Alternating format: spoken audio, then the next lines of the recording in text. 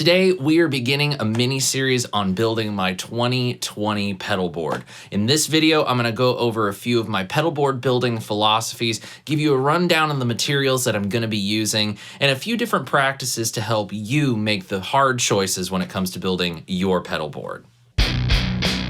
What's going on, friends? It's your good pal SeanPierceJohnson here, and welcome to part one of my 2020 pedal board build. It's no secret that I love pedals, and it's no secret that I enjoy the good pedal board build video. We've done a ton of them on the channel before, but this one is going to be a little bit different in that I wanted to figure out if I could build a board that would basically serve as something I could use here in the studio for demos when we're able to go out and play live again, play live with, and something that I could sit in here in the studio and do some new songwriting or experimentation with.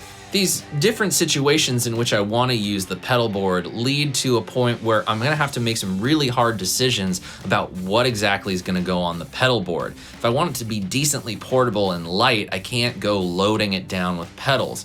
But at the same time, the amount of stuff that I'm going to need to put on there is going to have to facilitate all those different uses.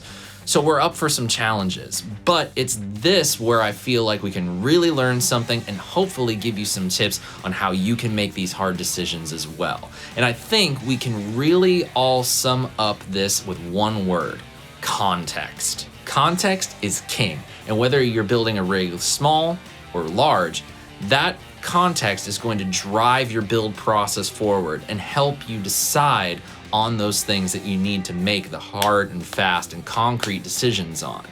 So context, what exactly is that? Well, it could be any of those parameters that I talked about, something that you can use live, in the studio, and for experimentation. But context can also apply to the materials that you have at your disposal.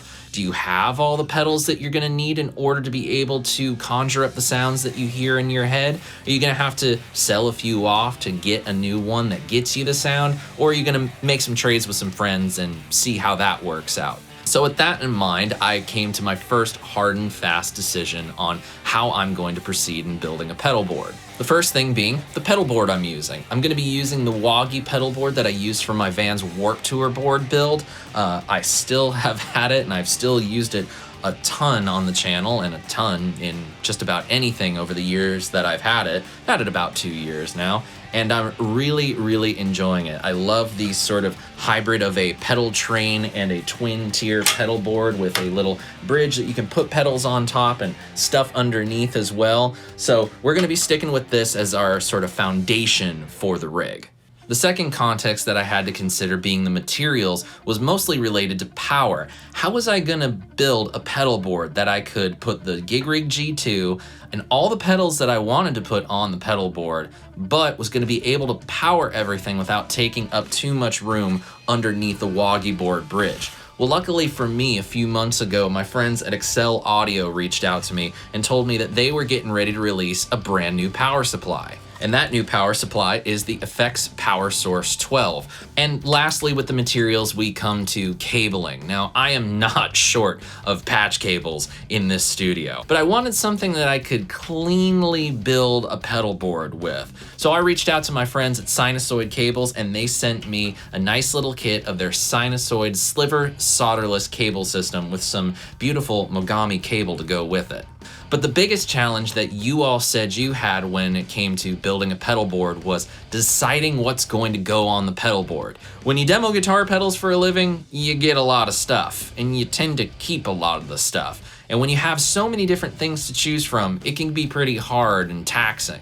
So ultimately, I had to come up with a method to be able to rifle through a bunch of the different options that I had at my disposal. And this is where we can really get into hearing some of the tones, and we can talk about some of my ideas of what I thought this pedal board can be, and then what it turned into after I made some further hard decisions. Now, when I originally set out to build this pedal board, my initial idea was to use pedals all into the front end of 2 different amplifiers running in stereo. It's something that I've experimented with in the recent past and really enjoyed the results. However, one of the big challenges for me as a hard rock guitar player is finding a high gain distortion pedal that gives me the tone that I really, really want. Something that has some tightness in the low end, but with some cut in the mid-range, but doesn't feel like it's too grindy. But I also don't want it to be too fat because, you know, my palm mute's gotta chug chug and not be chug chug.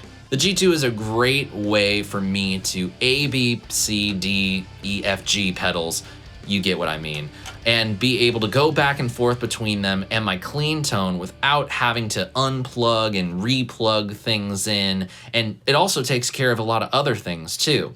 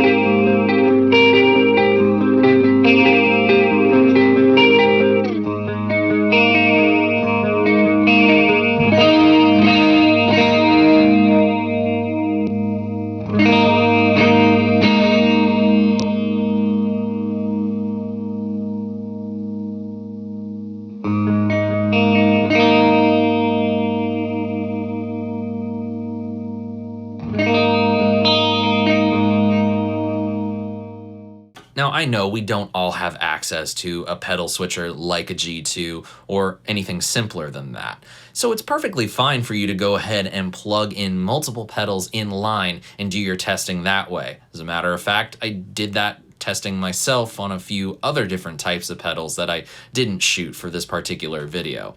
It doesn't really matter, but just know that you will get a little bit more capacitance from the cumulative footage of cabling in that particular method. So be advised. Now, although I love all the distortion pedals that I was auditioning for the role of main distortion on this pedal board, there was something missing, a little X factor that I couldn't quite put my finger on. So I just decided to plug into the rock reverb and go to the dirty channel, get it set nice and hot and see how it affected me.